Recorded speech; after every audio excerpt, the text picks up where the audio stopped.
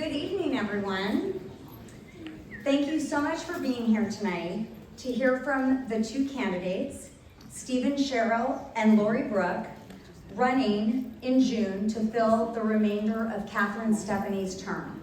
I know that sounds kind of crazy because Catherine has been gone for a year, but this is just how the cycle worked out.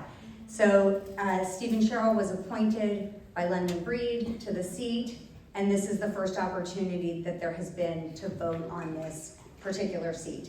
So they're coming up in June, and then there will be another election in November. So D2 has a busy year. I'm Marie Rabiel, Executive Director of ConnectedSF Institute and ConnectedSF, our sister organization. We're in the business of common sense, supporting citizens and community groups who believe that San Francisco is the best city in the world.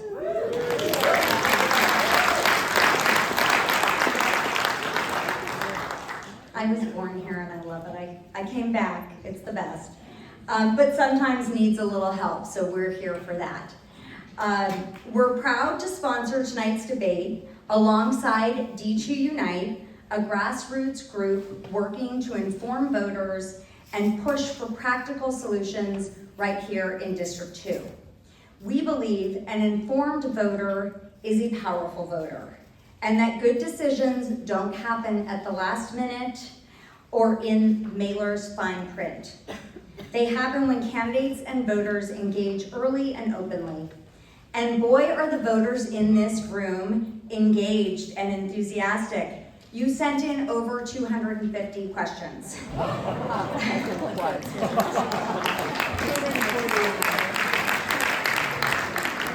I hope everyone's ready to tuck in because we're going to go through all of them. Okay, just kidding.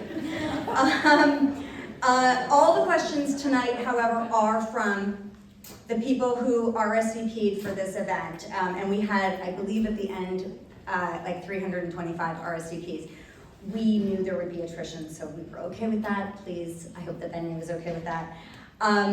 We took all those questions and culled them down and sorted by topic, and so we hope we are hitting everything that you are interested in tonight. A quick housekeeping note, if you're not already a member of ConnectedSF or D2 Unite, and you like what you see tonight, please sign up on your way out. There are lots of QR codes around. You could even use this QR code right here or over there. And if you're feeling generous, donations are always appreciated. Turns out democracy is free, but microphones and rooms are not. And there will be plenty of QR codes as you leave, so you can do that if you'd like. To get us started, I am pleased to introduce Martha Eamon-Conti, a member of the D2 Unite Steering Committee. Thank you. And thank you to the CSF Institute for hosting tonight's forum. As Marie said, I'm Martha Eamon-Conti, and I serve on the steering committee of D2 Unite. We're a nonpartisan, neighborhood-based organization focused on one simple idea. Democracy works best when voters are informed early, clearly, and honestly. Tonight is about giving District 2 residents the chance to hear directly from the candidates, understand where they stand, and decide for themselves who should represent our community. We're grateful to both candidates for stepping up, showing up, and engaging with voters in this important conversation. I am pleased to introduce Tara Moriarty, moderator for this evening's forum. Tara is the Director of Communications for the San Francisco Sheriff's Office, where she leads media relations and strategic communications for the department's operations. Before that, she served as communications manager at SFO. Tara spent 10 years as an award-winning reporter and anchor at KTVU, Fox 2 News in the Bay Area.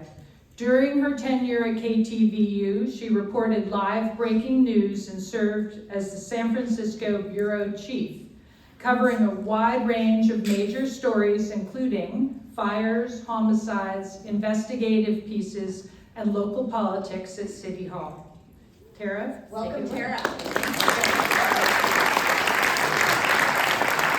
Thank you. It's a pleasure to be here. Very excited to be here with this inquisitive crowd. Thank you, Martha and Marie, as well.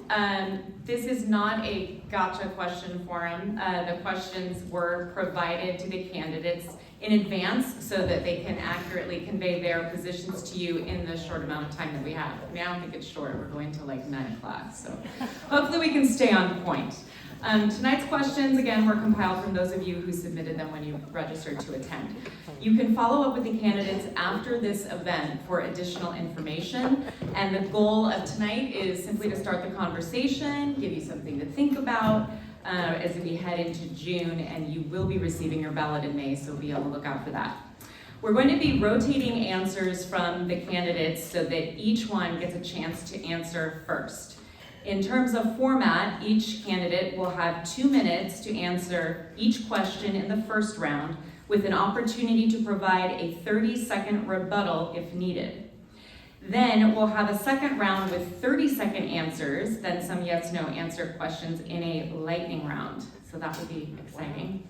Then there will be closing remarks from the candidates, and our timekeeper will let you know your status at 60 seconds, and then again at 30 seconds, and then when your time is up. So I am pleased to introduce you to the candidates. We have Lori Brooke and Stephen Sherrill, who will each take 90 seconds to introduce themselves to you, and we're going to start it off with Lori. Thank you, Tara, and thank you, ConnectedSF, D2 United, and all of you. You know, when District 2 is called to action, you guys show up, and it means a lot, so thank you for being here. San Francisco runs deep in my family. I'm a third-generation San Franciscan. My grandfather, my father, and currently my brother all work for City Hall in the San Francisco Water Department. My grandmother worked for 30 years in City Hall in the IT department. And my nephew is currently entering the San Francisco Police Department Academy. I guess there's a difference, right?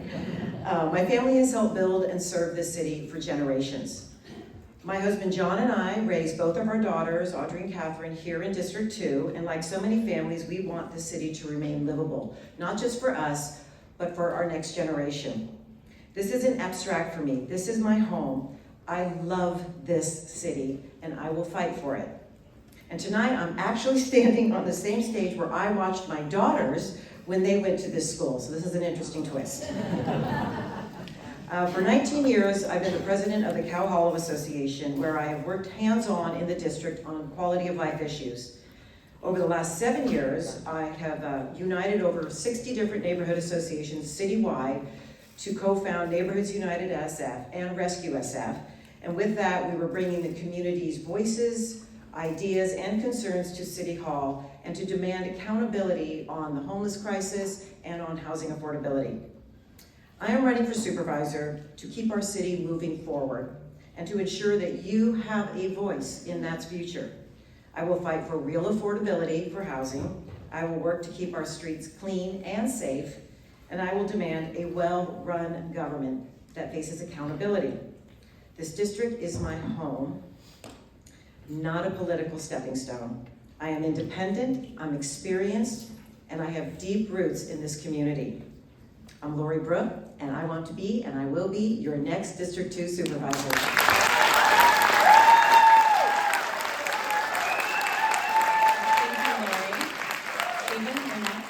Well, Tara, thank you. D2 Unite, thank you. ConnectedSF, thank you. Marie, thank you for your continued leadership. But most importantly, thank you to all of you. Thank you for being here tonight. You know, we're all here on a Tuesday night because we love this city.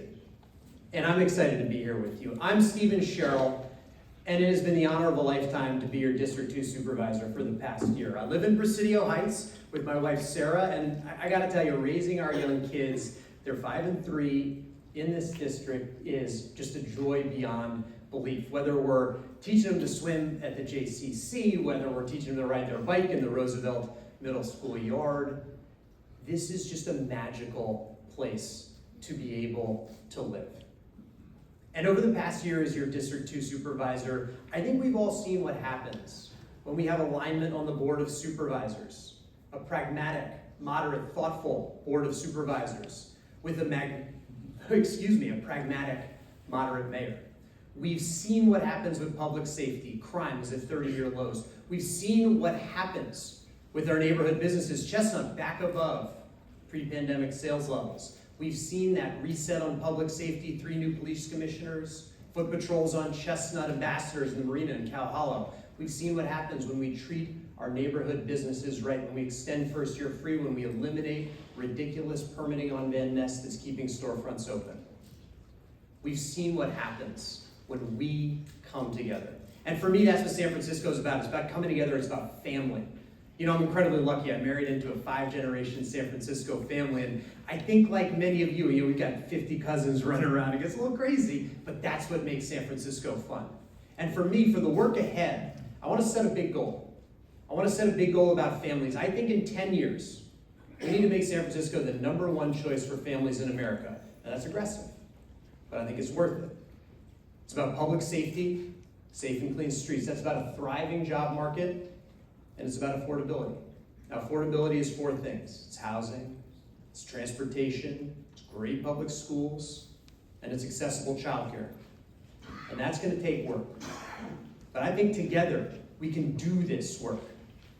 Together, for our families, for your family, for my family, for our fabulous neighborhoods, we can keep San Francisco moving forward. We can keep San Francisco rising.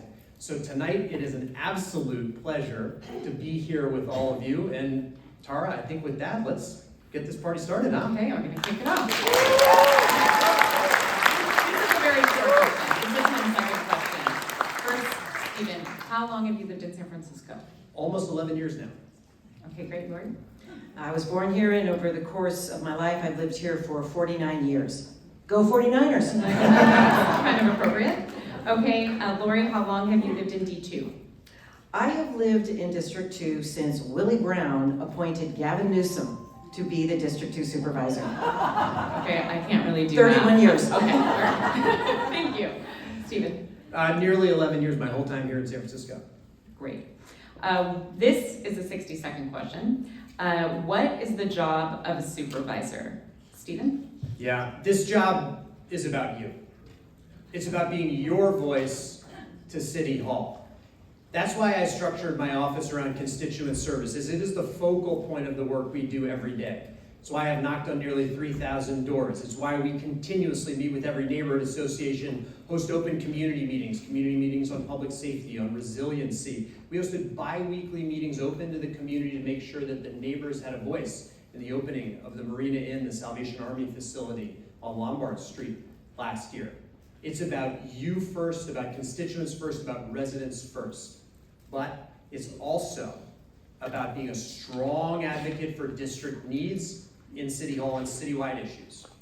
Because when crazy mandates like these sprinkler retrofits come falling down on our heads, you need a supervisor who is going to deliver results for you.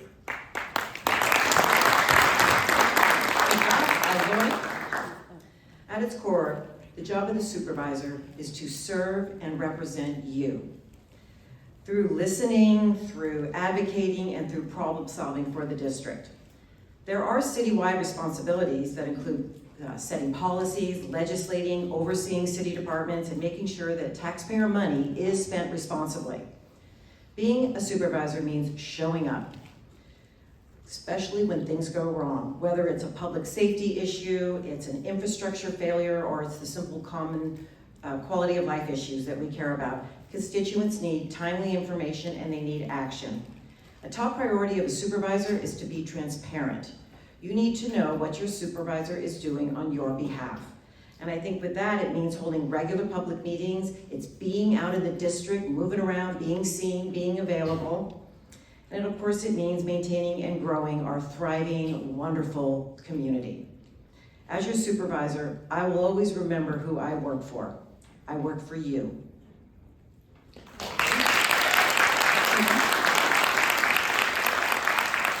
Same question. What makes you qualified to represent D2? Yeah, I love living here. I mean, I think so many of us live in this district and love it. It's a joy, but it's also a privilege and one that we need to work for. I started my career in the mayor's office in New York City under Mike Bloomberg. It was an incredible place to learn what results-driven government looks like. I worked for nearly a decade in the private sector. I had the honor of serving as director of Mayor's Office of Innovation, where we built the first data system that integrated public health and homelessness data for people suffering on the streets. It's about driving results. And over the past year, as your supervisor, I've authored legislation on the SFP, the San Francisco Police Department, targeting illicit drug use near parks, playgrounds, and schools. Legislation eliminating crazy permitting from Van Ness, and showing up each and every day. Because at the end of the day, you need someone who delivers. So when we see the reset that we've seen in City Hall, when we see the reset in San Francisco on the rise, it's about results. And I've been doing that since the day I set foot in this office, back to the time when I stood up to the MTA to get them to stop the expansion of parking meters over Cow Hollow and the Marina. You might not remember that, but that was the very first thing that I did. So now, I'm gonna be mean. I'm gonna tell you guys to hold your applause, okay? Because this is a very long evening, so we wanna be able to like stay on point, as they say. Right now, we're gonna get into the meat of the issue. So these are the 2-minute responses. We're gonna start with you, Stephen, but the question is, oh, you didn't respond? Okay, Lori, I am so sorry. That's okay. Go for it. They know me. They know I am qualified. I've been a grassroots community leader here in D2 for probably more than 20 years. It's hard that we could talk in decades now. I'm the president of the Cow Hollow Association, and for nearly 2 decades, I've worked on the quality of life issues with the small businesses, with the city departments to solve problems and to strengthen our neighborhoods. I bring independence, I bring deep knowledge of this community, and I do know my way around City Hall. I have worked hands-on in the district on these quality of life issues like parking and traffic, graffiti abatement, clean and safe streets, neighborhood beautification, disaster preparedness, helping our small businesses. I mean, the list goes on, but we're kind of like a shadow supervisor. We take like the first hit of what people need, and then when it's above our pay grade, we pass it on to the current supervisor in the office. So I have done the job at a certain level in the grassroots. And I'm not running to climb a political ladder. I'm running because I love the city and I want to be here to help it today. Okay, great, thank you. Didn't mean to skip you. That's very happy you answered that question. Okay, now we're gonna get into the 2-minute responses. This is the first long form question. Due in part to the flight of our business tax base, the city's budget deficit for the next 2 years is projected to be almost $1 billion, raising serious questions about how we protect emergency services and other core functions. How would you address this, and specifically what 3 budget items would you cut, and what 3 services do you believe are far too important to cut without increasing revenue streams? We're gonna start with Stephen. Yeah, that's a great question. My approach to the budget is starting first and foremost with my approach to the entire job, constituents first. So in this district, public safety is number 1. I'm prioritizing public safety in this budget cycle. Now, I also want to point out we have a $1 billion budget deficit coming up, but the 2030 deficit, the 1-year deficit, not the 2-year deficit, is looking at $1.5 billion. So in this cycle, I think it's important not just to look at the current $936 million deficit we're facing, but also how do we make sure we're not coming back to the table again and again each and every year. So not only am I focused on this year, I'm also working on 2030 right now. Now when it comes to this year, 3 things. 1, we need to extend the hiring freeze, and we need to cut all the unfilled positions that are not emergency responders, police officers, firefighters. 2, we need to take a crack at administrative bloat, especially in HSH and DPH. I was with one of the HSH providers this weekend. They have a $15 million contract with the city, 4 contract monitors. And do we think those 4 contract monitors are doing a good job? No, that administrative bloat is useless and is inappropriate. We need to hack away at that. Now the 3rd thing is a twofer. Save money, cleaner streets. We've become a magnet for bad behavior, for illicit drug behavior here in the city. I think we all know this. The city's county assistance program, the cash benefits, it gives out those cash benefits after only 30 days residency. I'm gonna move that to 90 days.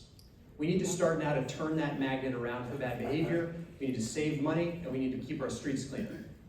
My priorities, police officers, firefighters, street cleaning. And sheriffs. Just kidding. I work there. Okay. Actually, you're absolutely right. No, I don't think people understand quite enough how important the sheriff's department is to our public safety apparatus here. They are the ones who keep our jail staffed. They are the ones who provide security in critical areas. And they're the ones who are going to be staffing the reset center where people who've been arrested for drug use are taken off the streets into a locked facility and put into mandatory treatment. The sheriff's is really critical. I appreciate you saying that. I was doing a little shorthand there, but I thought I got three. I didn't get you. I didn't mean to put you Paul's on the gonna spot. nuke me on this one. Jesus. No. Okay, Lori. So we know that one supervisor does not have all the answers to fix a $1 billion deficit. But I know this, that the deficit is real, and it means that we're going to have to be disciplined and honest about the priorities.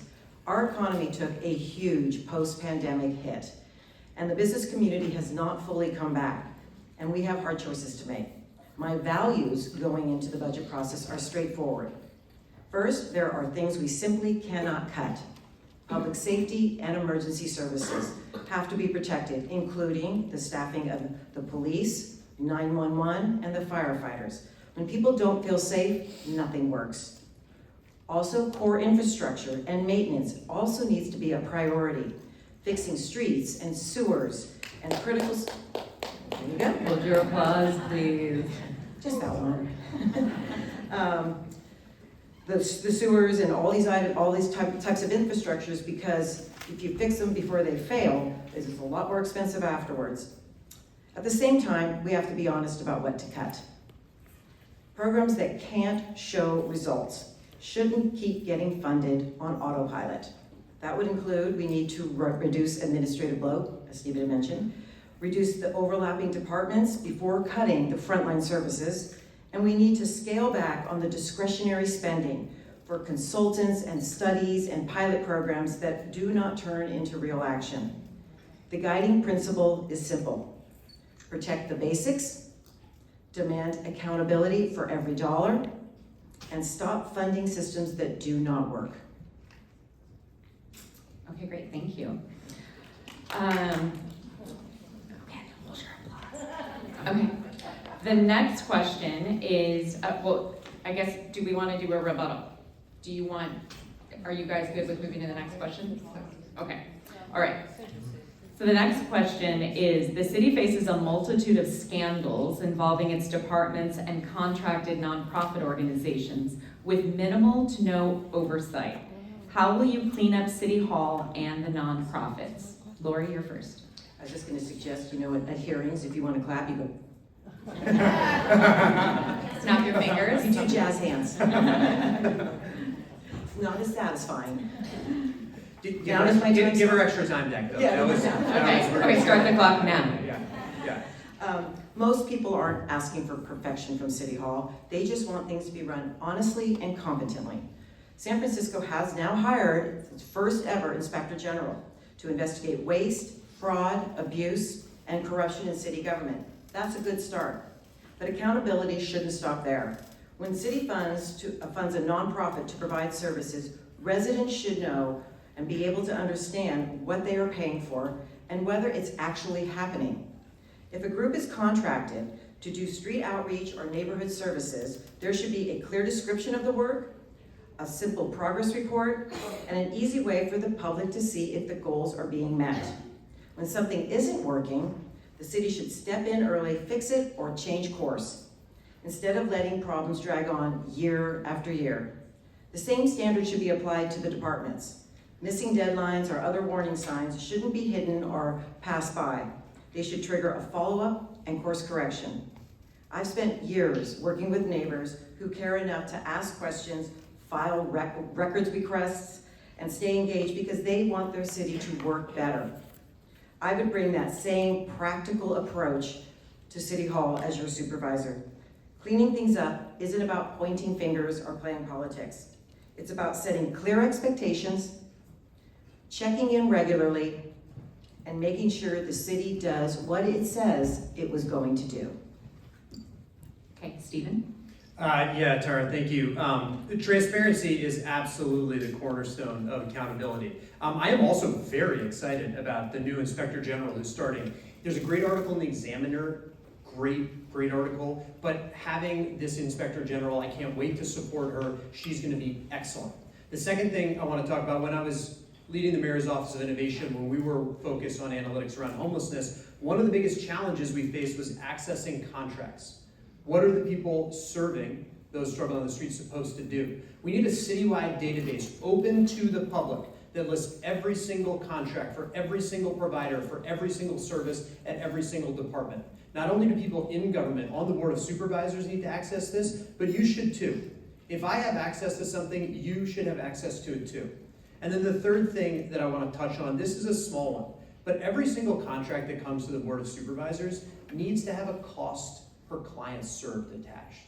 The lack of information being provided to decision makers, much less to residents, is absolutely lackluster. A cost per client served, I think, will get us there. Transparency is the cornerstone of accountability. Okay, good. Would you all like a rebuttal, or would you like the next question? Okay, you good? I'm good. Okay. This is just moving right along. Okay, the next question is, the public sector labor costs often make up the largest portion of our county budget. Given that many candidates receive significant campaign funding and endorsements from the very unions that they must negotiate contracts with, how can you ensure taxpayers that you are acting as an objective fiduciary? Specifically, what internal firewall or criteria will you use to prioritize budget sustainability when those priorities clash with the demands of your campaign donors? Stephen. Yeah, I never solicit an endorsement with a blanket set of commitments. Never. At the same time, I also know that working with labor is critical as your district supervisor to driving results for you. I am very proud to have received the endorsement of the San Francisco Police Officers Association, and working with them and Mayor Lurie, who has also endorsed me over the past year, has been great. We've got 40% increase in applicants. We had a net increase in hiring of officers last year for the first time since 2019. But the ability to have those hard, honest conversations with people is critical. We've seen this with the mandate to install sprinklers in older condo buildings.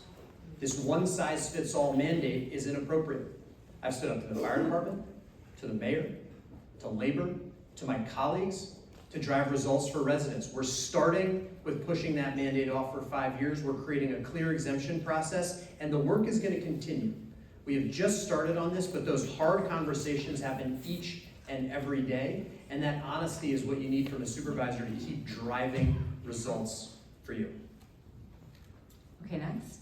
Lori? Sure. Public service means serving the public first. My responsibility as a supervisor would be to residents, taxpayers, and the long-term health of San Francisco, not to political donors or special interests.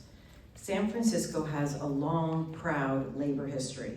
Unions helped build this city, from our infrastructure and our utilities to our public safety, healthcare, and education. Generations of union workers have made San Francisco function, and that contribution deserves respect.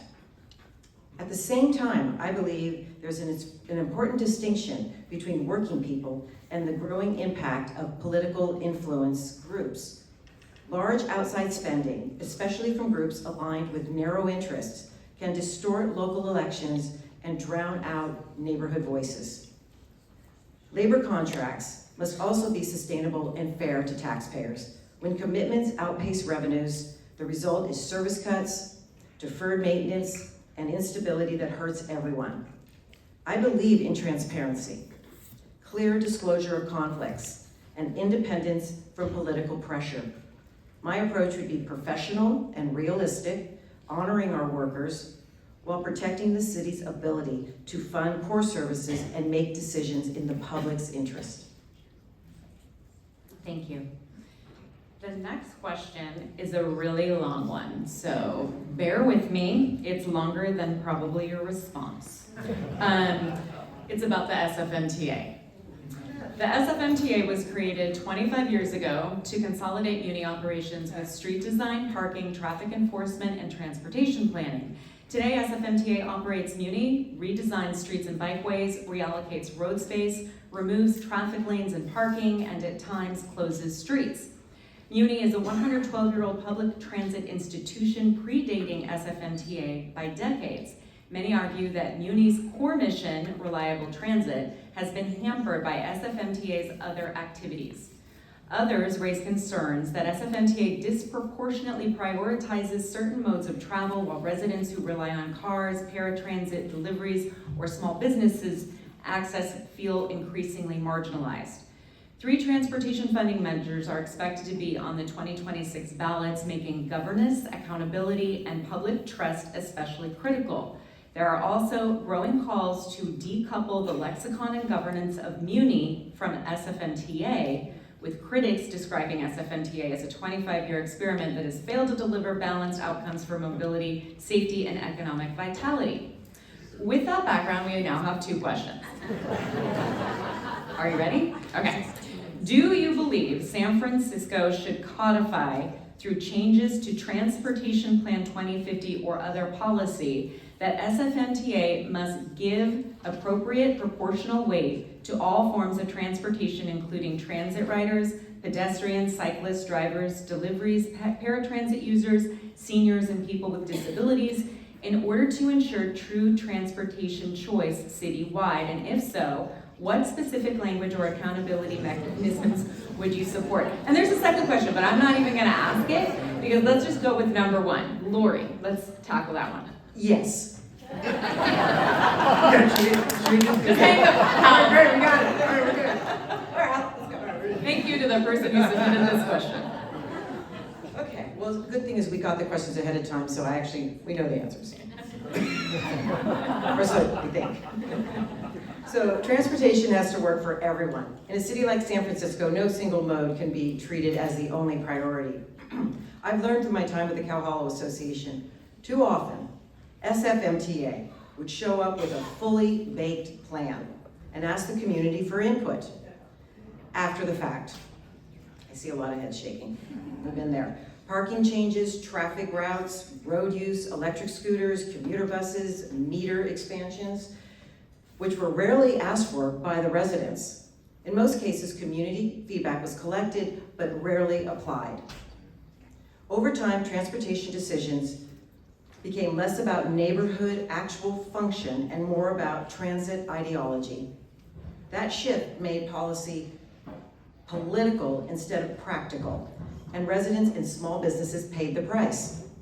That's why I support codifying a proportional consideration of all transit modes. Simply put, decisions should reflect how people actually move around the city and balance safety, access, reliability with real neighborhood impacts. We also need stronger accountability. Success should not be measured by ideological checklists. It should be measured by whether Muni is reliable, accessible, and affordable, whether riders can depend on it, and whether neighborhoods retain safe access for the residents, for the deliveries, and the small businesses. Finally, I am open to reforming SFMTA's governance, and I believe we need to take a serious look at whether the current structure is actually delivering what voters were promised. Thank you, Stephen, and just the first question. Just, can you read the whole thing? He's a jokester. So, yeah, Plan 2050 has to take into account the fact that this is a diverse city with a diverse group of people with a diverse set of needs. And, I know for many of you who've also raised young children in this city, getting around is not always easy, especially when they're yelling and crying. Your kids, not mine, don't cry. But it is critical that we have a transportation system that accommodates all modes of travel. And this is why a fully functioning Muni is so important for every rider who's getting on that 1X. That's one car you don't have to fight with over a parking spot. It is absolutely critical that Muni is robust, it is on time, it works, it is safe, it helps everybody. And when we look at Plan 2050, keeping in mind the different modes of travel and keeping in mind the metrics for that, we need to be looking at congestion, we need to be looking at average speeds and top speeds. We can keep top speeds down while raising average speeds. That is safe, and that's about getting around the city. So I think there's no question that Plan 2050 needs to address these things. And I want to point out Marie and Griff have been really, really thoughtful on this issue specifically. I've been really pleased to be able to get our work started together, and I'm excited to move forward on our next steps together. Okay, now to question 2, still regarding SFMTA. Do you support rescinding or reforming the voter proposition that created the SFMTA and returning to a governance model where Muni and Streets and Transportation are separate departments with distinct missions and leadership? And Lori, I'll let you go first. Yeah, I kind of answered that. You kind of a little bit, yeah, if you want to add to it. Yeah, I do think so. I think that when they combine these two different entities and now it's cobbled together and quite frankly is a mess. I mean, look at the budget shortfall. I do think that it used to be DPT, Department of Public and Transportation. And that dealt with the things that we typically deal with in our neighborhood. And now we have the whole effort of running a muni and a bus system is very different from how you treat the individual streets with the parking and the traffic. And I think they would both function better if they were separate. Okay, Stephen? Any work in reform has to focus on transparency, especially around the budget. Residents need to know where the money is coming from and where it is going to. That's first and foremost what I would look at in any reform. And I would also say we do not need another commission in the city. So we need to make sure that any reform we're going through does not increase administrative costs, administrative bloat, and the huge commission system we already have. And so when I look at reform, when I look at those, I would say, if we're gonna do it, let's proceed cautiously. Let's prioritize transparency around where the money is from and where the money is coming from and where it's going. And let's not unnecessarily increase administrative costs. Okay, thank you. Our next question is about the Pierce Street outfall. It was modified in May 2021. Marina residents have experienced repeated sewage flooding and significant property damage, including vehicle losses and wastewater intrusion into homes. What specific actions would you take as District 2 Supervisor to advocate for Marina residents, hold the San Francisco Public Utilities Commission accountable, secure necessary funding, and ensure a timely plan to repair, replace, or otherwise remediate the Pierce Street outfall to restore public safety and public health standards? Stephen. Yeah, the SFPUC has completely failed residents on this. The storms of a few years ago just eradicate the feeling that people can feel safe in their homes. I mean, this is a multi-billion-dollar behemoth that has totally failed. And so from a year ago, we have been working with Marina Boulevard residents on this. We've already highlighted the flaws in the PUC's accounting around a 5-year storm, the flaws in how they are accounting for the sewer system accommodating even a normal rainstorm.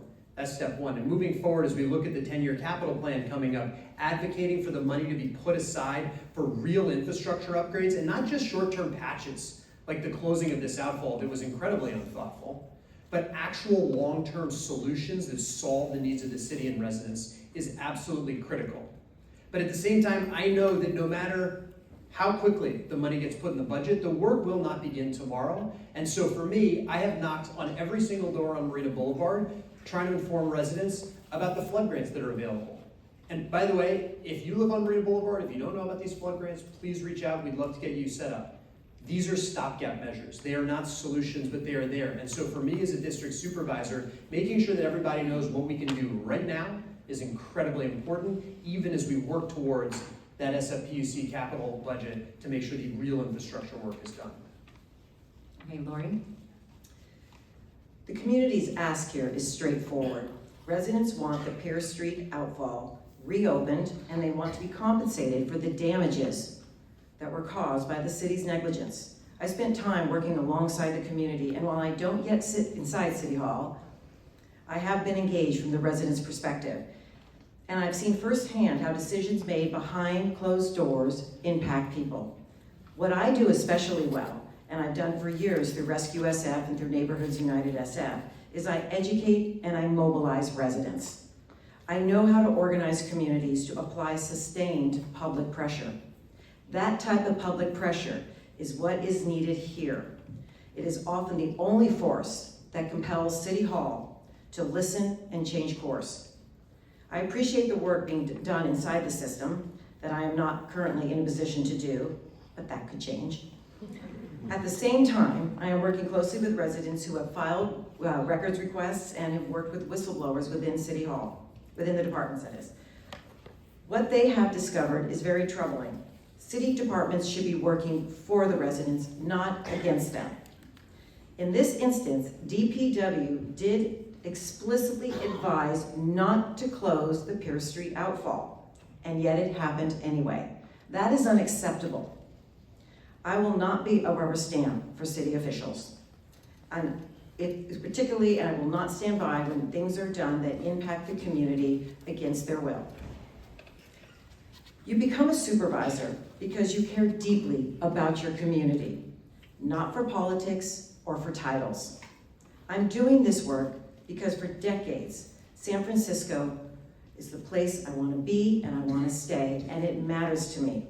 And because residents deserve an honest government and a quick response to the issues they face. Thank you. I think the point you made about DPW is spot on. When they closed this in 2021 and DPW raised the flags, you're absolutely spot on. I couldn't agree with you more. And I want to shout out to Ashley Westinger, who's done tremendous work. She's here. Marie, you can clap for Ashley. You can clap for her. There she is. Oh, back corner, hiding in the dark. There she is. All right, our next question is keeping with the infrastructure theme. Residents in D2 have experienced multiple significant infrastructure failures, including incidents at Fillmore and Green in September of 2023, Union and Fillmore in November of 2022, and the Marina District outfall closure that we just mentioned. How will you work to prevent future failures and ensure affected residents are supported when these incidents occur? Lori. Infrastructure is like an umpire in a game. We only notice them when they screw up. Like a pipe breaks, a street floods, access is cut off, and suddenly now you're aware that there's infrastructure. Life is disrupted and so are families and small businesses. I've seen this up close at the neighborhood level. What's frustrating is that many of these failures are predictable and preventable. When maintenance is deferred, residents pay the price in lost time, in lost money, and months of disruption. So my approach is simple and repeatable. Fix things before they break. As supervisor, I would combine neighborhood common sense with real expertise. That means listening to the constituents when they have a concern and working to address it right away. We also need firm funding commitments, and if monies have been allocated and approved by the voters, those funds need to remain available for those specific infrastructure projects. It also means making sure that departments aren't working in silos.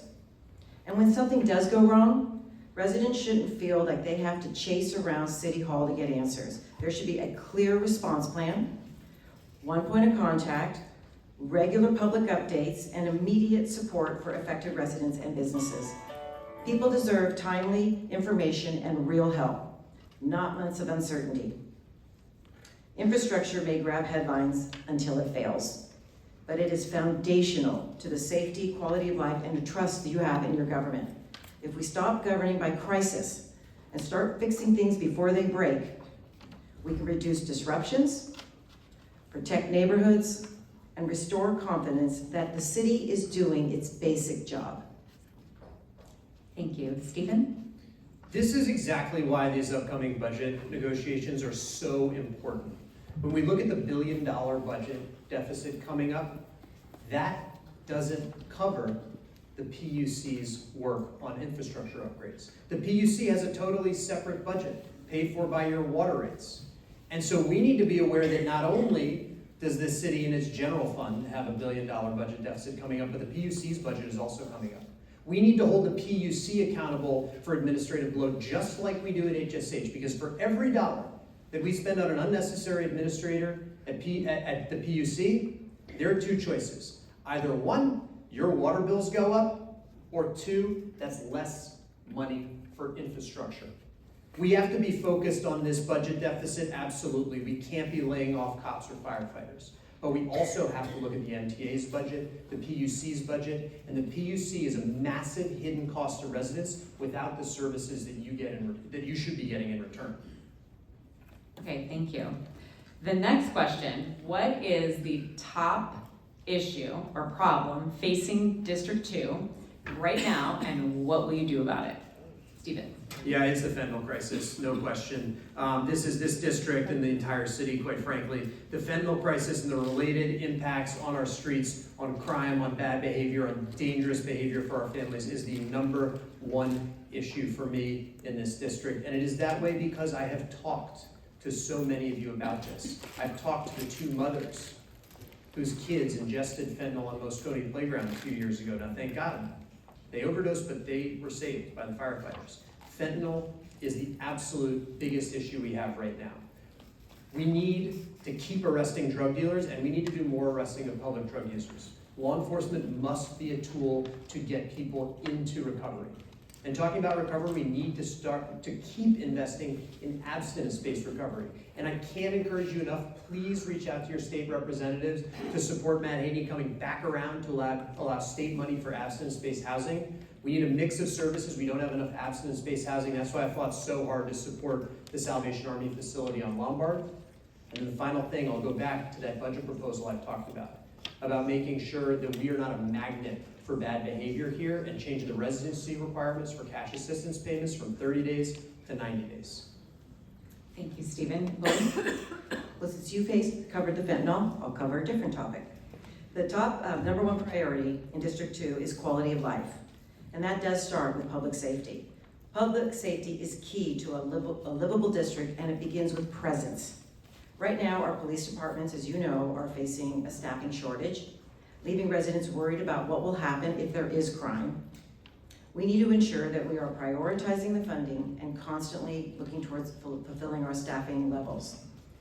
I will work on programs that encourage our next generation to join the San Francisco Police Department through high school and college incentive-based recruitment. This helps provide more officers who are familiar with the city and gives our youth a reliable career path forward in San Francisco. I, of course, am proud of my nephew. We are contributing 1 to the force. And I think him coming from San Francisco, I really do think makes a big deal, makes a big difference. While we're working to increase staffing, we also need real community policing. As a community leader, I was asked to participate in the Chronicles SF Next initiative, and I served on the public safety team. The idea we proposed was called a Peacelet. It's a mobile parklet that actually provides public safety and services directly to the neighborhoods. The Peacelet can be staffed with an officer or a community service provider, and it moves to the areas that need it. So it's like a mobile park with little wheels, but it kind of looks like an actual parklet that you would see. That creates a visible, approachable presence where residents can raise concerns before they escalate. So we presented this concept to the police commission, and they actually really liked it. So follow through is needed. Another idea I would explore is reviving the community-based patrol programs, such as San Francisco's 179-year-old Patrol Special Officers Program. Don't even know if you guys know about that. I know Patricia does. It's like a cop on the beat. You know, you want them walking around on our commercial corridors like Union, Chestnut, Sacramento, California, Fillmore, wherever we need. But they can support the SFPD. I heard the ring. Providing a visible neighborhood presence where you don't always need to have a sworn officer involved. Thank you. The next question is, imagine that a major earthquake cut your district off from the rest of the city for 72 hours. What do you see as your district's immediate capacity gap, logistically, communication, staffing, or supplies? And what would you do to address this upon taking office? Lori. Did everyone feel the other one the other day? Yes. I was like, here we go. I'll be able to answer that question. District level preparedness matters because in the first 72 hours of a major earthquake, neighbors are often the first responders. Okay, I have a personal question, or point of view on this. So my husband and my first date was scheduled for October 17th, 1989. For those that are too young to know, that was the Loma Prieta earthquake. We didn't make the date, nor were we at the World Series. But John was in the marina and he was dragging hoses, thank you, to get the water from the bay to the actual fires. So it is the residents usually that step up when the systems are overwhelmed. Through my work with the Cow Hollow Association, we've also done something similar but on a smaller scale, something more personal for the neighborhood, and we created a block captain program. And that's where you capture information on your block. You know the general information should the cell phones go down or the lights are out and we have a major earthquake. You know how to reach the people, you know if there's elderlies in the building, you know if they have pets or anyone disabled that might need more help in that moment of a disaster. And I think that's an idea, as a supervisor, I would offer up throughout the district. Any blocks that would like to do something like that, we could show them how it's done and how it could be very, very effective. And it also builds a sense of community too, when you know who else is on your block. On a larger scale though, I would push for neighborhood communication hubs, pre-positioned emergency supplies, and a stronger coordination with the community groups, since we are the trusted entity usually within the neighborhood.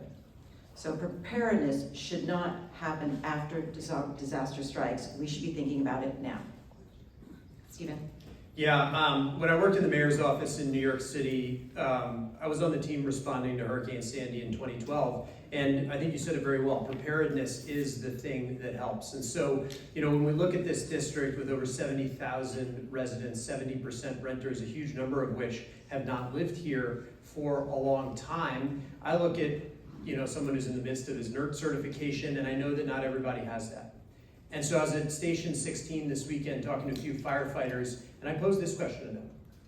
And they said, well, not enough of us can walk to work. 50% of the city's firefighters do not live in the city. And when 50% of the city's firefighters can't walk to work, and I don't mean 5 blocks, I mean 50 blocks. When 50% of the firefighters can't walk to work, that's what scares me the most. Now, we're not going to solve this tomorrow, but we have to increase housing opportunities, paths to home ownership, paths for firefighters to build their families, and that goes for police officers as well. That goes for teachers. Those are the pathways we need to be building. And so for me, the biggest concern I have is that 50% of our firefighters do not live in the city. Okay, thank you. The next question is, despite years of complaints, severally mentally ill and drug-addicted individuals continue to live and congregate on Chestnut Street, regularly harassing residents and visitors. They are known to law enforcement, yet remain without effective intervention. What specific actions will you take to ensure these individuals receive appropriate mental health and addiction treatment, while also restoring safety and quality of life for residents, workers, and visitors in the neighborhood? Stephen. Yeah, this is without question the thing that frustrates me the most. Early on last year, we put together a list of, at first it was 11 people, then it grew to 15, now it's at 14. Most struggling really around Chestnut and Cow Hollow. Names, faces. Patricia gets a ton of credit for helping us put that list together. One of the individuals got inside, got into treatment, got into services 70 times. They were touched by a city service, and the only reason they got inside was because on that 70th time, he punched a city worker in the face, so he got arrested. This is showing that we're not meeting that reasonable person standard. I think we need to lower the threshold for conservatorship at the state level in order to address this problem. Meeting people where they are does not help them get to where they need to be every time. It is not compassionate to leave people sitting out there. We need to push our state representatives to lower the threshold for conservatorship, and we also need to invest in more conservatorship beds. I'm really excited. We're getting 25 new beds at SF General coming right around the bend. But all of us know that 25 is not even close to enough. So not only do we need to invest in locked beds, but also we need to explore unlocked beds. Locked beds cost about $450 a day. Unlocked beds can be very effective for the right population, $180 a day. So I think the number one thing I would do to address this issue is work with our state representatives to lower the threshold for conservatorship, while at the same time pushing our city agencies to coordinate better to make sure that it's not just the police officer, it's not just the homeless services worker, it's also the street crisis team who can put someone on a cycle We need to use the tools we have now while pushing for more tools going forward. Thank you. Lori? So San Francisco already has the tools we need. What we lack is the will and the follow-through to use them consistently, for the sake of both the people in crisis and the communities around them. I know this from my work with Rescue SF, where we organize more than 55 neighborhood associations throughout all supervisory districts. We work directly with the residents, we met with the city departments, we work with the service providers, and we definitely talked to and met with many people experiencing homelessness. What we learned was simple. Leaving people on the street is not safe, it's not healthy, and it's not compassionate for anyone involved. And the choice isn't between compassion and accountability. The solutions at work require both, and as supervisor, I focus on three things. First, I would insist on the consistent use of the laws already on the books, including 5150s and SB 43, which are meant to help the most severely impacted residents, the people with the serious mental illness and addictions who are cycling through crisis, by connecting them to treatment and care instead of returning them to the streets, where the impacts ripple through the surrounding communities. Second, I would fund the full continuum of care. When permanent housing isn't immediately available, we need effective interim options. Models like the tiny cabins and like the smaller, more dignified settings help people stabilize and move forward in a far better than a large congregate shelter setting. Third, I would demand real performance management. Programs must have clear goals, measurable outcomes, and public reporting. If something isn't working, we fix it or we change course. These problems are solvable. What's been missing is the management. I will bring clear expectations, accountability, and focus on what actually works, so we can restore safety, dignity, and trust for residents, workers, and the people most who need the help. If I may, Yeah, I was gonna say, agree this with is an your important point about subject. the problem being solvable, and I agree with your solutions, but I don't agree that we have those available to us right now. We don't have enough tiny cabins right now. We don't have enough conservatorship beds right now, and the process even to get someone conserved is not working. Just about 10 days ago, I was on Pine Street. There was an individual who'd been on the street for 5 days and tried to get into multiple people's homes. 311 calls weren't working, SFPD calls weren't working. This was a clear example of, like you said, lack of coordination. I was able to call the captain of an SCRT team, have them come out. Within 7 minutes, they put the person on a 5150 psych hold. But what happened afterwards, 3 days later, they were back on the street. That has to happen 8 times before we get that person conserved. Those are not the resources that I think we should have here in the city. We need better solutions. Do you have anything else you want to add? Yeah, I agree that the 5150 program, I remember years ago, you had to have 5150 is when you're a danger to yourself or others. And you had to have 8 of them within a calendar year. And then the calendar year comes through and you start all over. I mean, to have 8, that is a lot. And that person obviously is suffering greatly. And so that program was very ineffective.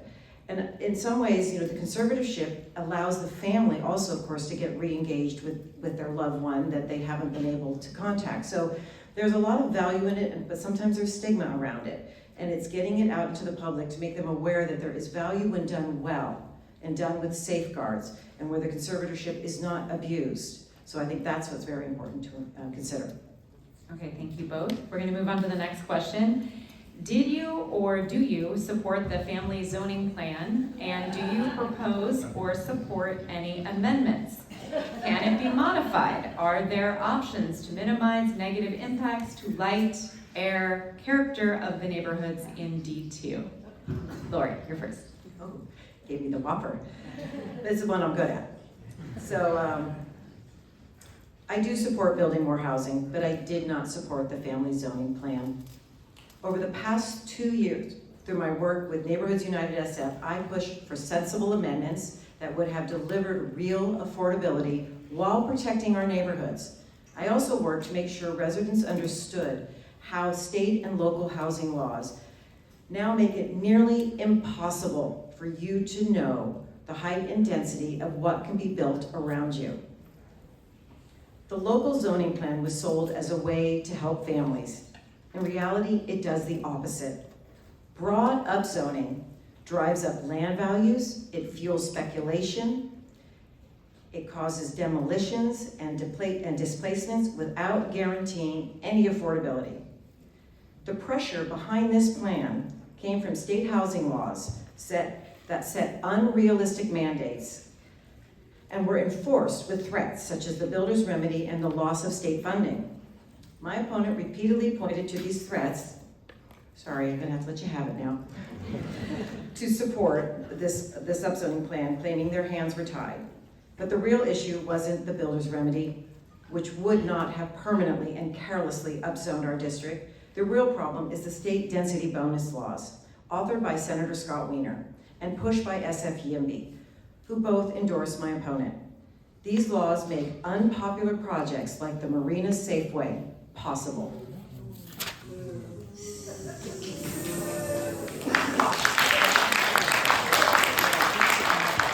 An out-of-scale, for those who don't know, tower that would close an essential grocery store for years, deliver mostly unaffordable units, and add no supporting infrastructure. My opponent says he doesn't like this project, which is good, but he is endorsed by the very senator and the YIMBY organizations that wrote and championed the laws that made it possible. Instead of pushing back on those laws or fighting for district-wide protections, he supported a local plan that left our neighborhoods exposed. As supervisor, I am not afraid or beholden. I will push back against Sacramento. Their overreach has gone too far, and we need a voice that won't back down.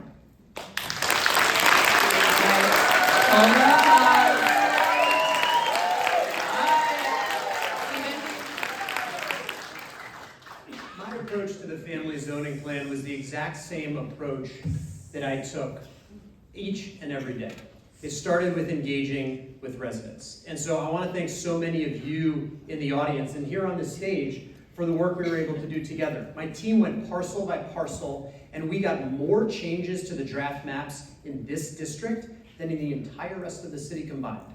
I was the only supervisor to get his map amendments passed, and not just one, but all of my map amendments passed.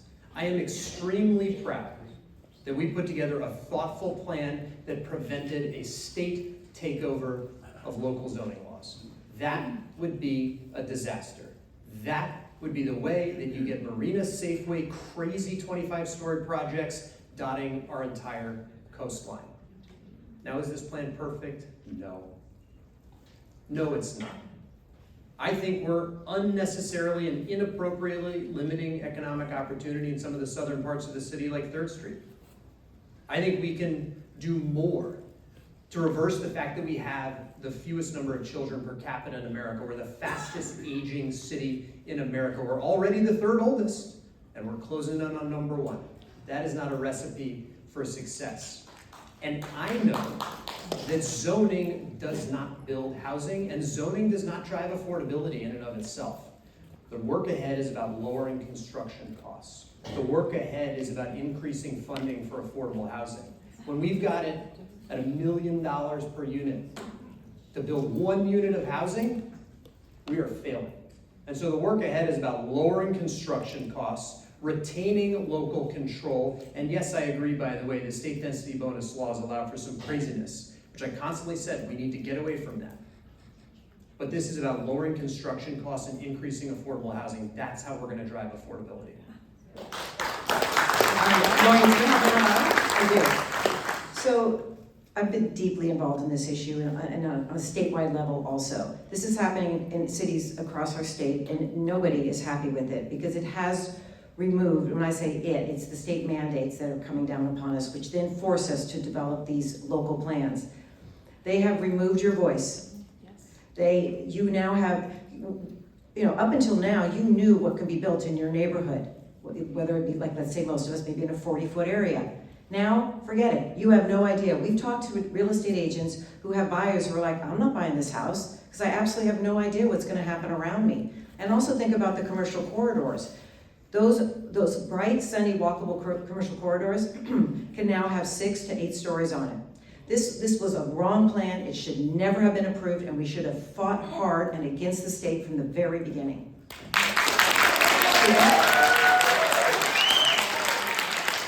The role of the district supervisor is to deliver results for you.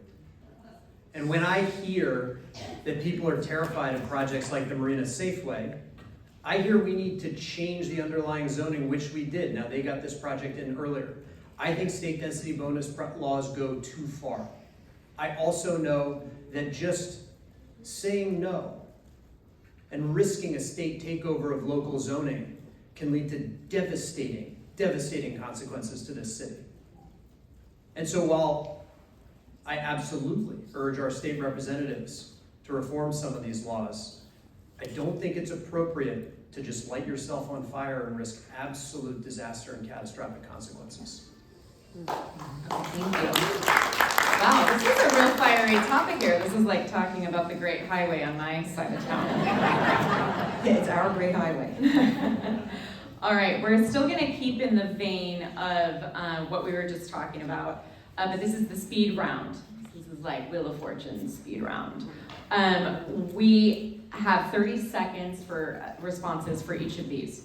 The next question is, what benefits and challenges do state housing laws such as the state density bonus and SB 79 present for District 2? Laura, you're first. This is not how we get housing built. When the Board of Supervisors had an opportunity to formally oppose Senator Wiener's SB 79, as Los Angeles did, my opponent did not support that resolution. Even as it became clear that SB 79 would further take away local control over development across over 80% of our city. That mattered, especially given how confusing and overlapping these state laws are with the city's upzoning plan. My opponent also never spoke out publicly against Senator Wiener's state density bonus laws, even though those laws are what actually enabled the projects like the Marina Safeway, and unfortunately, there will be more to come. I took a different approach. I was part of a statewide coalition that pushed back hard on these bills in Sacramento. SB 79 passed by just one vote. That shows that leadership matters. Yeah, the state density bonus laws have gone too far, and I think the Marina Safeway project is a clear example of that. And so what I differentiate between the state density bonus laws and SB 79 allows for, this is a little more generic than it should be, but it is more simplistic rather than it should be, but allows for exemptions for cities like San Francisco that come up with something like the family zoning plan. State density bonuses, I think, should also have similar options and exemptions. We need to move forward because what we're seeing is just saying no to all these things is not getting results. Just standing up and saying no hasn't changed state density bonus laws. The Marina Safeway project was submitted. It had been planned since 2023. We need to push back on it. It is a crazy proposal, and we are pushing back hard in every single way, both financial and in terms of safety. And I think state density bonus laws have gone far too far. They are the thing that I thought was going to be the most dangerous in addition to the state, to the takeover of local zoning during this whole housing fight. Okay, thank you. Next question, what specifically would you do to address the sale and use of illegal drugs in San Francisco and its consequences on our streets and the lives of so many? Stephen, you're first. Yeah, I mean, I talked a little bit about this with fentanyl, right? Fentanyl is the #1 issue that we have. Drug dealers are getting arrested here in San Francisco, but we have a real serious situation where pre-trial diversion is being leveraged wildly, inappropriately. It's the reason that we're not seeing a lot of convictions under the new Prop 36. It's the reason that we're not able to hold these drug dealers accountable for the deaths that they are ravaging across our city. We need to keep arresting drug dealers, but we also, I believe, need to keep arresting open-air drug users. We need to get them into treatment. I believe that law enforcement needs to be a tool for that, and we need to keep getting people the help that they need. Lori. Sure. The overdose crisis is a public health emergency and a public safety issue. I learned that firsthand through my work with Rescue SF, working with neighbors who were faced with open-air drug dealing, overdoses, and the lack of real follow-through by the city. As I just mentioned, What hasn't worked is pretending that we can choose between compassion and accountability. We can't. We need all elements working together. Enforcement of the open-air drugs, enforcement to stop the open-air drug dealing. Treatment is actually where it's available and effective, and real consequences. I think I need more water. When the law is ignored. You get cotton mouth finger up there. No, It's the lights. Just a note, somebody was canvassing me the other day, and she showed me a picture. She lives kind of near the Tenderloin area, and she bought this home ages ago. And her one window out the front, across the street, was, of course, a lot of people homeless and doing drugs. And it is just so maddening and frustrating for her because they get, pulled away, and then the next day they are back. And when you see that kind of frustration from a resident, and you're thinking, we could do better, that cannot be the way we continue to live as a city like San Francisco. Okay, thank you. If elected, would you be willing to vote against the majority of the board if you believe D2 residents are being harmed? Lori. Yes. Just shortening the time here.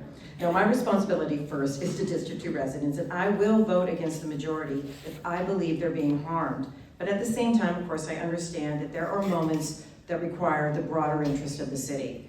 But in those cases, I will weigh carefully which way to go, and I will make sure I am clear to you as to my reasoning. Stephen. Well, absolutely. But I think what's more important than just voting against the majority and logging a no is actually delivering results for you. The sprinkler retrofit mandate, this mandate that's come down to force certain buildings to install sprinklers at a cost of tens or hundreds of thousands of dollars is a great example. A lot of residents said, you need to push for a repeal. We pushed for that. There weren't the votes. I could have said, well, I'm going to put forth anyway. I'm going to lose on this one, but I'm going to go against the majority and we'll get there. Well, you'd still be in the same position. Compromise sometimes is the right answer because at the end of the day, it's about results. It's not about virtue signaling. It's about driving results for you. Thank you. Should there be increased public conservatorship for people struggling on our streets with mental illness or drug addiction? Stephen, you've already kind of touched upon this, but go for it. You are... Sorry, I got distracted by the water. No worries. I've got a lot. We're talking about drugs and mental I'm not illness. using it, but I Listen, have hydration is important, Lori. Come on. So should there be increased public conservatorship? Yes. I've touched on this before. There should absolutely be increased public conservatorship. When I led the Mayor's Office of Innovation, I was on a case coordination call with the fire department's street crisis team and the public health team, and we identified one individual. Every single person on the call said, yes, absolutely, great candidate for conservatorship, they are ready. And someone said, where are we going to find them? And if we find them, do we have a bed available? That lack of resources is a great example of why just lowering the threshold for conservatorship, which I do think is important, is not enough. We have to make sure the resources are there, and we have not yet explored all the resources, which includes not only locked conservatorship beds, but also unlocked beds. We need more of those of all shapes and sizes. Lori. I would agree. And I do support expanded conservatorship, but of course with due process and safeguards. For people who are clearly unable to care for themselves because of severe mental illness or addiction, and leaving them on the streets is not humane. And those conditions also cause serious impacts on the surrounding community, as my example I mentioned. Conservatorship should be a tool of last resort, but it needs to be paired with treatment, support, and oversight to help those people stabilize and to recover. Thank you. Do you support a public bank? Why or why not? Lori. I'm open to a public bank, but only, again, if it's done carefully and responsibly. That means strong governance, it means clear safeguards, and it means accountability from day one. We cannot afford to have another well-intentioned plan that puts the taxpayer dollars at risk. If the public bank can truly support small businesses and local priorities and make banking services more affordable for San Franciscans without exposing the city to unnecessary financial risks, it's worth consideration. Stephen. Yeah, a public bank would have to have a really specific, really strict charter. There are things like affordable housing that could really benefit from a public bank. But the city hasn't exactly proven to be a great steward of public finances recently. So we need to be very careful. Now, I also want to highlight, there's a proposal from one of my colleagues to enact a new tax to fund a public bank coming up on the ballot. This is a gross receipts tax. This will push businesses out of the city. This will erode our tax base, leading us to lay off police officers and firefighters. We need to be extremely careful of how we are taxing our business community so that we don't cut off our nose to spite our face. Thank you. What is your favorite tradition in D2, Stephen? Ooh, yeah, I think San Francisco, and especially D2, does Halloween really well. The Village Street, I'm seeing a little somebody there. I saw that move up there. No, it's good. It's great. Iris does a great Halloween. Jordan Park's Halloween is awesome. Village Street's Halloween might be the best. Oh my God, somebody's gonna get angry. I'm sorry. Washington is like My kids are too old. We don't do it anymore. Oh, you know what? Actually, you know what my favorite is though is the Chestnut Street Parade with all the strollers. I don't know if any of you have ever done that. That's a really fun part of Halloween during the day, right in front of the library at Moscone. Lori? There's like Halloween people and non-Halloween people. You ever get that? My neighbor was a big one. No, I do have a favorite one with my family. On Christmas morning, after we've eaten and undone the packages, we go wander through at that day, wide open, empty streets of San Francisco, and we go to the Buena Vista to have, of course, an Irish coffee. And the cool thing about it is that you see the same people year after year there. So I welcome you all to join us this Christmas. We'll see you about 1 o'clock, and then we march through North Beach, and it's just a remarkable city. I just love it. That sounds fun. Okay, I'll go. Thank you. All right, now we are going to do the real lightning round. Each candidate has a paddle, so grab those. There's a yes on one side, a no on the other. After each question is read, you're going to hold up the panel with the side that best reflects your position on whatever we're asking. And then please keep your paddle raised until we move to the next question so that everybody can clearly see your response. This is a fun part. Okay, are you guys ready? I thought we were going to play pickleball. We have that at the jail. All right. Pickleball is not controversial at all. Unless you're really good at it. Yeah. By the way, Tiffany, thank you for taking the pickleball question off.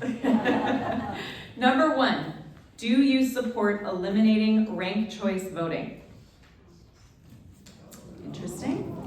Many voters are unaware that San Francisco does not require parking in new housing developments, and in fact limits parking at a half space for every unit. Should this policy be amended to accommodate more parking to address actual needs of working families? Easy one. Okay. Do you regularly shop, dine, work out at small businesses in D2? This better be a yes. Okay. All right. Do you believe San Francisco can balance its budget without new taxes? Okay, good. Should repeat drug dealers who have been convicted multiple times face mandatory jail time? Thank you. I am thanking you personally. Should the city pause or reverse street redesigns that materially harm small businesses even if they align with broader policy goals? Will you support procedural changes limiting public comment to San Francisco residents at San Francisco government meetings? Okay. Do you support annual efficacy audits and accountability metrics tied to measurable results for NGOs and nonprofits that receive any funding from San Francisco? With Prop L funds already accessible for Potrero Yard Muni bus storage and maintenance facility, do you support directing up to 40% of future emergency services funding to this project instead of to other emergency response needs? Okay. Would you support dissolving the current SFMTA board structure and splitting the agency back into separate departments to improve transparency, accountability, and financial responsibility? Not a yes, no, but. Okay. Do you believe that city benefit recipients should bear responsibilities for receiving monetary support from the city, i.e. co-pays, civic work, job training, addiction, treatment, sobriety, etc.? Do you support prohibiting the Board of Supervisors from engaging in any manner of discussion, debate, action, and public comment related to national or foreign affairs for which the Board of Supervisors has no authority or scope? It would be hard to police, so. Would you support the elimination of pensions for elected officials and city employees for conviction of ethics violations? Do you support reopening Market Street? Say that one again? Do you support reopening Market Street? Okay. Do you believe a supervisor's first obligation is to district residents even when it conflicts with City Hall priorities? Good answer. Final question. Are you bullish on the future of San Francisco? All right, give it a round of applause there for the lightning round.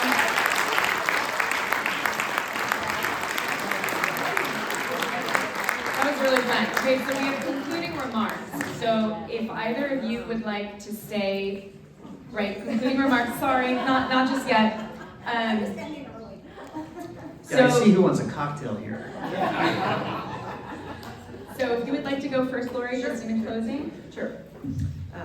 So as supervisor, I will bring an independent voice to City Hall.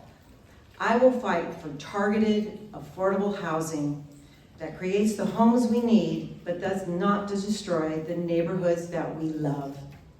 I will stand up to Sacramento when state laws go too far. I will champion our small businesses because they provide all of the essential services we need, and of course the fun that we love. And I will be relentless about public safety to make sure our residents not only are safe, but that they feel safe. And I will continue to focus on all of the quality of life issues as I have been doing for the last 30 years. And I look forward to collaborating with Mayor Lurie and my colleagues on the Board of Supervisors to reach these solutions. And most importantly, I will always remember who I work for. I work for you, not special interest and not political insiders. I am not a career politician. I am not climbing a political ladder. I am independent, I'm experienced, and I answer to you. My opponent may have deep pockets, but I have very deep roots in this community. And I hope with your support, we can continue to move this city forward. I'm Lori Brooke, and I'm going to be your next District 2 Supervisor. Steven?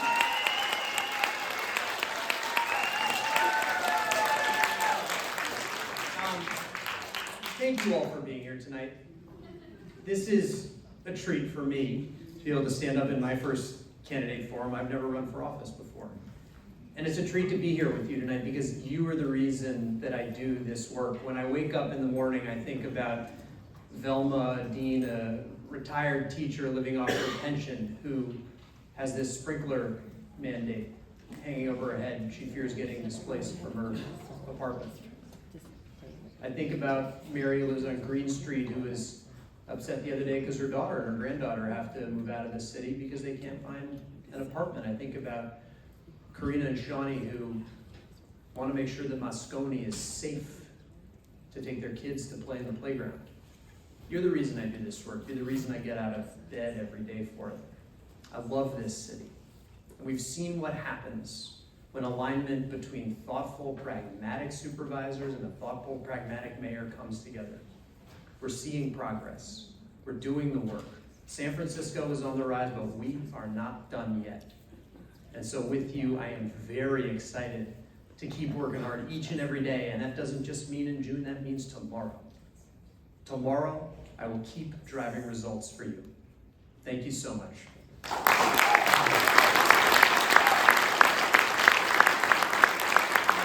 Well, that brings us to a conclusion. Thank you. And also, can we all give Tara Moriarty a big hand? It was really fun to be here. Thanks for having me. I learned a lot, so thanks. I have some concluding remarks. You can stay up here though. Great. I think, did you want to get a picture right now? Oh, wow.